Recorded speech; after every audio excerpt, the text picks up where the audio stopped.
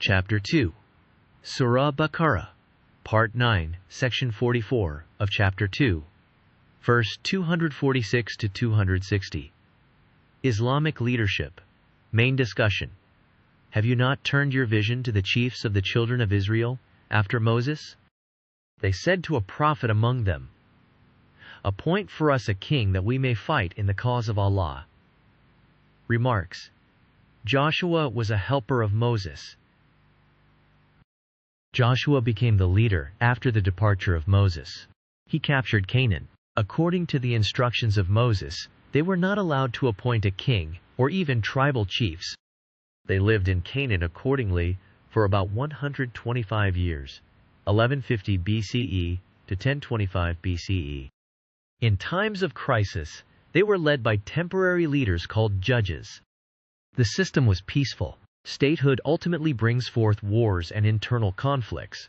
However, the Jews felt the necessity of a king due to conflicts with neighboring tribes. Some of them were evicted from their homes. He, prophet, said, "Is it not possible, if you are commanded to fight, that you will not fight?" They said, "How could we refuse to fight in the cause of Allah, seeing that we were turned out of our homes and our families?" But when they were commanded to fight, they turned back, except a small band among them. But Allah has full knowledge of those who do wrong. Their prophet said to them, "Allah has appointed Talut as king over you." They said, "How can he exercise authority over us when we are better fitted than he to exercise authority, and he is not even gifted with wealth in abundance?" He said, "Allah has chosen him above you, and has gifted him abundantly with knowledge and stature. Allah grants his authority to whom he pleases. Allah is all-embracing, and he knows all things." And their prophet said to them, "A sign of his authority is that there shall come to you the Ark of the Covenant, with therein of security from your Lord, and the relics left by the family of Moses and the family of Aaron carried by angels. In this is a symbol for you, if you indeed have faith." Remarks. Allah appointed Talut as their king. Muhammad, PBUH, performed both prophetic and leadership duties himself. His ummah needed a leader after his death. It is most likely that he nominated Hadrat Ali, R, as the leader to succeed him. However, Hadrat Ali was only about 32 years old when the Prophet, PBUH, departed, and the people were not ready to obey a young man. Hadrat Ali was from Makkah, and many in Medina preferred one of their own to be their leader. At that time, the Roman and Persian emperors had not yet been defeated, and for them, leadership primarily meant the leadership of Medina. Ultimately, the people from the surrounding tribes pledged allegiance, bay'ah, to Hadrat Abu Bakr, and he became the first leader. Abu Bakr referred to himself as Khalifatur Rasul, which means representative of the Prophet.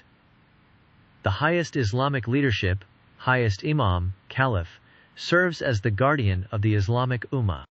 He oversees the guards, al-Mudakin, an unpaid paramilitary force of devout individuals, and collects zakat through mosques at various levels, and spends it for the benefit of Islam. 1. The seat of highest Islamic leadership. The seat of highest Islamic leadership was the Prophet's mosque at Medina. Subsequently, Hadrat Ali shifted the seat to the Great Mosque of Kufa. Figure 2.27. The Great Mosque of Kufa. Caliph Omar founded the city of Kufa. He settled some Jews in the city who continued living in Arabian Peninsula, even after being evicted from Medina. Caliph Omar constructed the Great Mosque as well. Sources attribute the construction of the Great Mosque of Kufa in the middle of the 7th century to the Caliph Omar.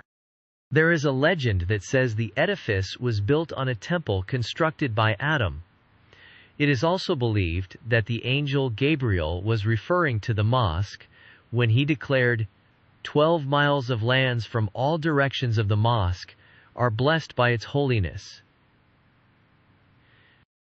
Wikipedia, the free encyclopedia. There is a reason for Caliph Omar to found the city of Kufa and Caliph Ali to shift the seat of the highest Islamic leadership over there.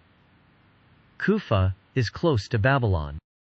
In light of the following verses, the area is the center of Islamic Ummah, and this is a book which we have sent down, bringing blessings and confirming which came before it, that thou may warn the mother of cities and all around her. Those who believe in the hereafter believe in this, and they are constant in guarding their prayers. Al-Quran 6-92. Thus, have we sent by inspiration to thee an Arabic Quran, that thou may warn the mother of cities and all around her, and warn of the day of assembly, of which there is no doubt. Some will be in the Jannat, and some in the blazing fire. If Allah had so willed, He could have made them a single people, but He admits whom He wills to His mercy, and the wrongdoers will have no protector nor helper.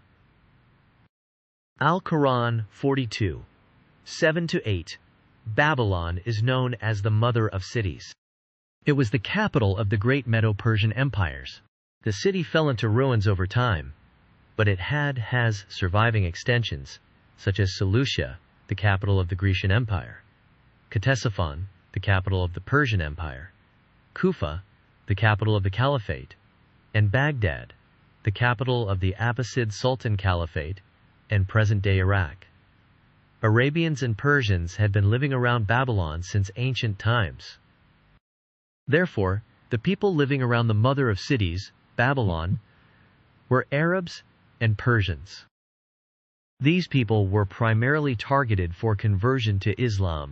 In light of the following verses, the land of Arabs and Persians formed the home of Ummah, Darussalam, home of peace. The home extends from Morocco to the Pamirs. General area Babylon is the center of gravity of the land. This is the way of thy Lord, leading straight. We have detailed the verses for those who receive admonition. For them will be a home of peace. Jerusalem, home of Ummah, Morocco to the Pamirs, in the presence of their Lord. He will be their protecting friend, because they practiced. Al-Quran 6, 126-127. Figure 2.28. Home of Ummah, home of peace, Jerusalem. The Roman and Persian emperors were rapidly defeated by the immediate followers of Prophet Muhammad, PBUH. Thus, Islam was preached in the home of Ummah by defeating the Taghuts, opposing tribal chiefs, kings, and emperors through jihad. The above narration is supported by Islamic history and the map of the Muslim world. The plan of Allah never fails. Today, Islam is a well-established religion with well-defined land. The standard Islamic leadership, Prophet Muhammad, PBUH, did not make any crown, throne, or palace. He did not have bodyguards or ceremonial guards. He did not circulate money. He did not collect tax. He did not make paid army and police. He did not establish any court. He did not have ministers. He did not have Majlis al-Shura, parliament. So Prophet Muhammad, PBUH, did not make a government. He fought only to remove the Taghuts, powers, so that the idolaters could accept Islam freely and peacefully. He led the people from the mosque of Medina. Prophet, PBUH, sent emirs, leaders, in captured areas. They too controlled the people from the mosques. They collected zakat and sent it to Prophet, PBUH, to spend it for Islam. Therefore, the Islamic leadership is based in the mosques at different levels. They sit in the mosques and lead regular prayers. They are easily approachable to the people. So in the standard scenario, the highest Islamic leader, or caliph, should be imam of the Prophet's mosque or of the great mosque of Kufa. However, he can also work from any other prominent mosque. A national imam in the chain of Islamic leadership should lead from a prominent mosque of his state. He is selected by the highest Islamic leadership, caliph. The national imam should have zonal imams under him, and the zonal imams should have community, village imams under them. The imams of the community, village mosques, are the grassroots. The above structure may have additional tiers. The entire Islamic world should be unified under a single leadership, established through a network of mosques at various levels. This leadership does not form or run governments. The highest Islamic leadership, Caliph, is the commander of the guards, al-Mutakim, as well, through a different chain of command. They are like a paramilitary force, but unpaid. Thus, in every Islamic country, there will be two military forces. One is the forces of al-Mutakin under the highest Islamic leadership, and the other is the national defense forces of the state under the national leadership, which runs the government. The home of the Ummah, Jerusalem, home of peace, spanning from Morocco to the Pamirs, is a vast region encompassing many nations and states. The national or state leadership could be a king, emir, president, or prime minister, who may be selected, elected, or traditionally established. Their responsibilities include circulating money, collecting taxes, maintaining a paid national army, police, justice system, government departments, and more. However, they should be oath-bound, bay'ah, to the highest Islamic leadership, Caliph, and follow his orders based on the Quran. The Quran does not mandate that the entire Ummah be governed by a single government. Each country or nation should be governed independently. Otherwise, some nations might feel that they are dominated in the name of Islam. However, there can only be one highest Islamic leadership, Caliph. The entire Islamic Ummah must have a single highest Islamic leadership. What? Have they partners who have established for them some religion without the permission of Allah? Had it not been for the decree of judgment, the matter would have been decided between them. But verily the wrongdoers will have a grievous penalty. Al-Quran 42-21. The national leaders, such as kings, emirs, presidents, and prime ministers, cannot be oppressive because people remain active under the chain of Islamic leadership established through the mosques at different levels. The system is better than democracy, where the government is given to a political party for 4 to 5 years, and they do whatever they want. To conclude, the Sultan Caliphs that hijack the caliphate from the mosques are not good examples. One may follow Iran, where Imam Khomeini did not take over the government, but became a guardian and the head of the guards, Islamic Revolutionary Guard Corps. Islamic leadership of the grassroots. The ordinary people living in the villages, communities, should be led by the imams of the village/community mosques. An imam of a village/community mosque must be acceptable to the highest Islamic leadership.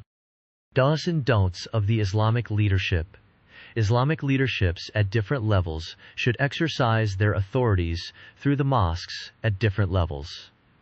An Islamic leadership should not run a national or state government. Governments often become corrupted and earn bad reputations, which can be counterproductive to the Islamic leadership. The tasks of circulating money, collecting taxes, maintaining regular army, police, judicial system, utility services, etc., should be managed by national kings, presidents, prime ministers/emirs, governors, similar persons. The highest Islamic leadership may appoint governors, or the governors may be elected by the people from those chosen by the highest Islamic leadership. They may also be traditional kings or emirs who must be loyal to the highest Islamic leadership. The governments should maintain the justice systems, but the punishments of the crimes mentioned in the Quran must be according to the Quran. And the system must follow the procedure of the Quran to judge and execute the punishment. The Islamic leadership remains observant.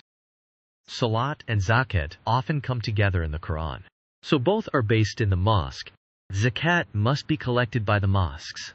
It should be sent to the highest Islamic leadership to spend for Islam. A person should pay zakat to the mosque in his area. If he pays to any other, it should be considered as sadaqah, charity, not zakat. The sadaqah is for the people mentioned in the Quran. One can give it directly. Alms, sadaqah, are for the poor and the needy, and those employed to administer the funds, for those whose hearts have been reconciled to truth. In the cause of God, in the cause of God, and for the wayfarer, thus is it, ordained by God, and God is full of knowledge and wisdom. Al-Quran 9-60. The rate of zakat may be fixed by the highest Islamic leadership, Caliph. It may not be 2.5% in all cases, at all times, but he cannot forgive it totally. The highest Islamic leadership allocates and spends zakat according to a planned strategy aimed at improving the welfare of the ummah. Limitations of Islamic leadership. Following limitations are imposed by Islam. The Islamic leadership has no power inside the perimeter of a Muslim's house. Actually, none has authority to enter a Muslim's house until the owner of the house allows entry.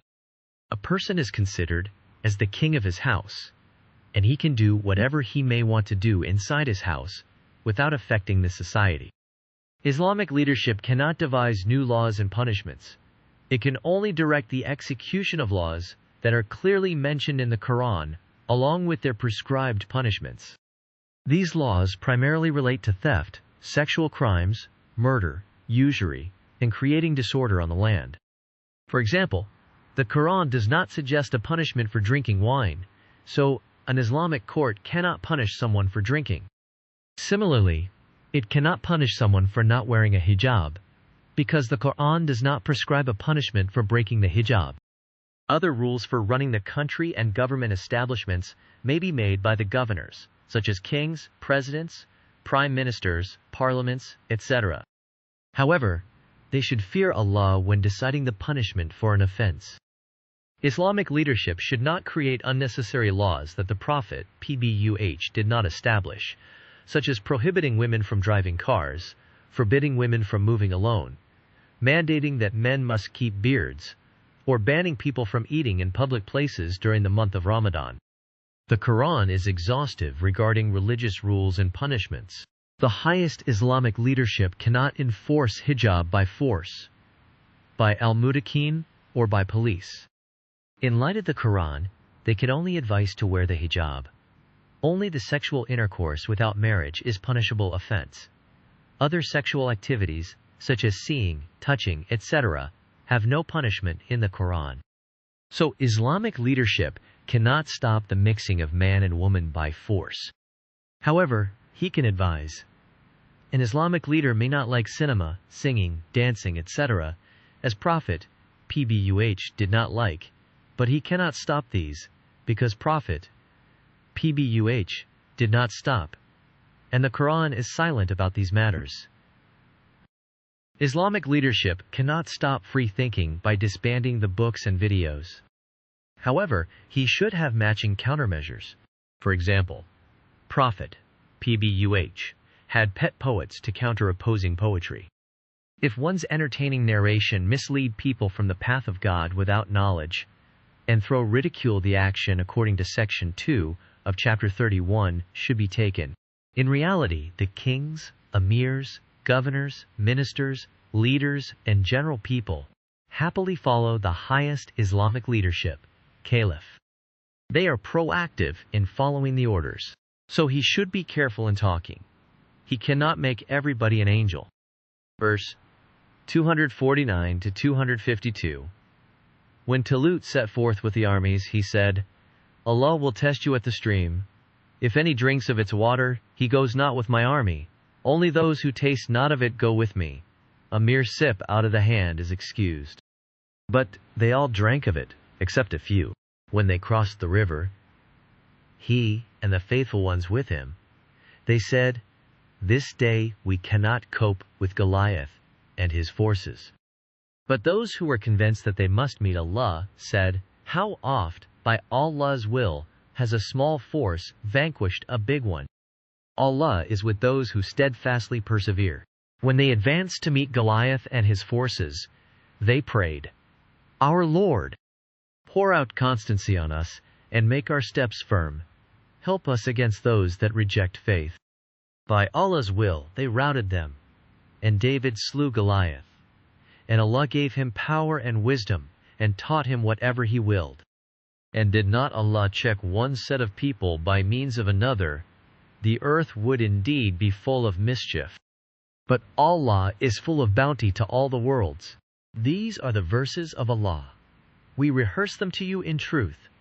Verily, you are one of the apostles. Remarks. Here the need to obey leadership is highlighted with the story of Talut, Saul.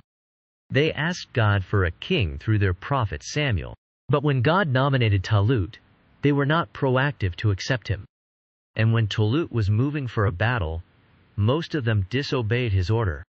However, the forces of Talut defeated the forces of Goliath.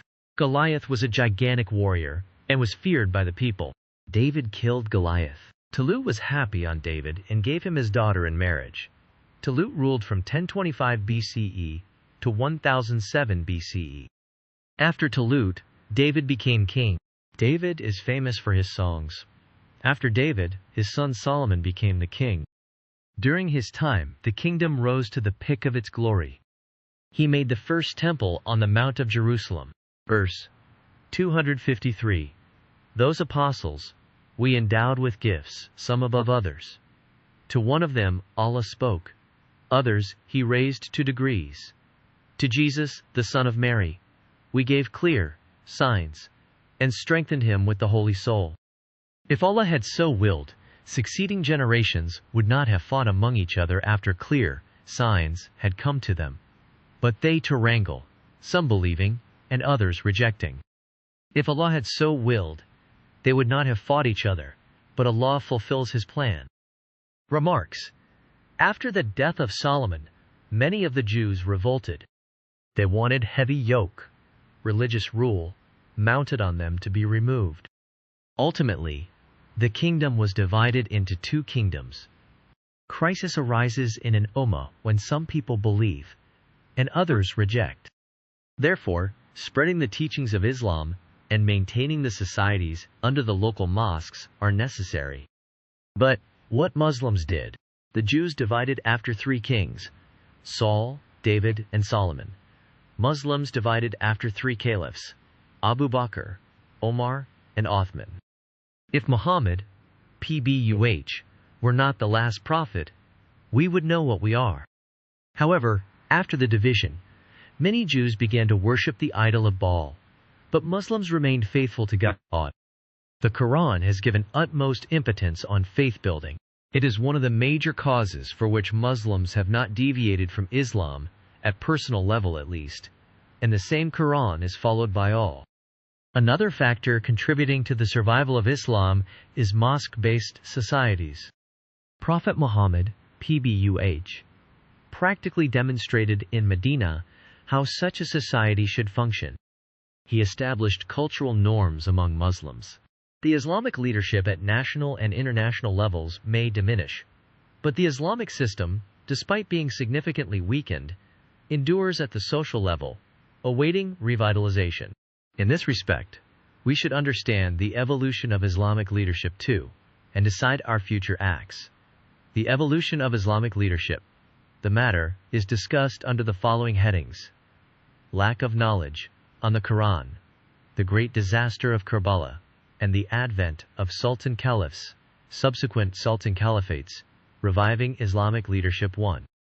Lack of knowledge on the Quran. Allah repeatedly called to think on the Quran, but Muslims do not think as it should be thought.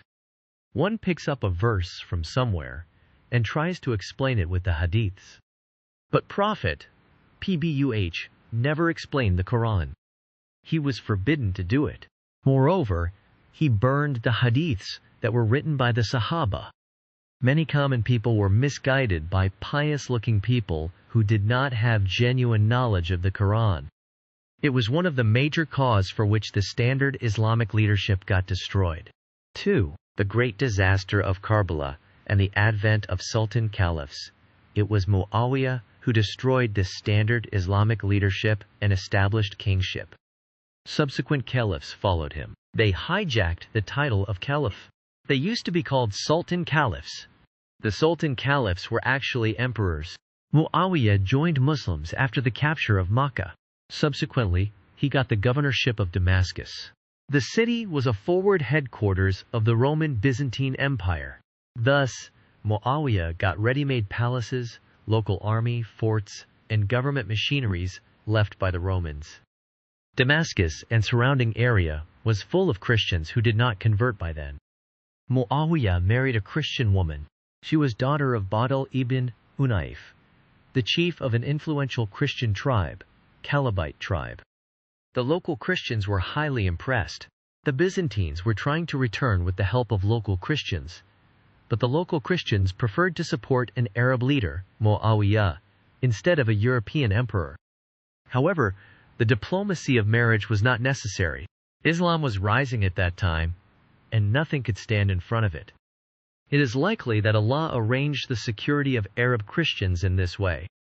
They too are an ummah in the religion of Abraham. In fact, they listened to the call of God before the rest of the Arabs. However, Christianity has greatly deviated. They should become Muslims now. In those days, many Arabians used to send their babies to grow with the nomad tribes so that they become fit to survive in the harsh terrain. Muawiyah sent his son, Yazid, to his mother's tribe. Thus, Yazid became more of a Christian than a Muslim. After Hazrat Ali, the people of Medina elected Hadrat Hassan ibn Ali as the caliph. Muawiyah neutralized Hadrat Hassan through a treaty. The terms of the treaty stipulated that Muawiyah would become caliph, but would not nominate a successor. Hadrat Hassan was killed by poisoning in 670 CE. Later, in 676 CE, Muawiyah nominated his son Yazid as his successor. After the death of Muawiyah, Hadrat Hussein ibn Ali, younger brother of Hadrat Hassan, was going to Kufa to rule as a caliph from the great mosque of Kufa. Hadrat Hussein had his family and a few al-Mutakin with him. Yazid attacked them with his regular army, assisted by Syrian tribal forces, and killed them on the way to Kufa at Karbala. Subsequently, Yazid invaded Medina and punished the people with massive killing and destruction. The city was plundered for 3 days, and around 1,000 women were raped.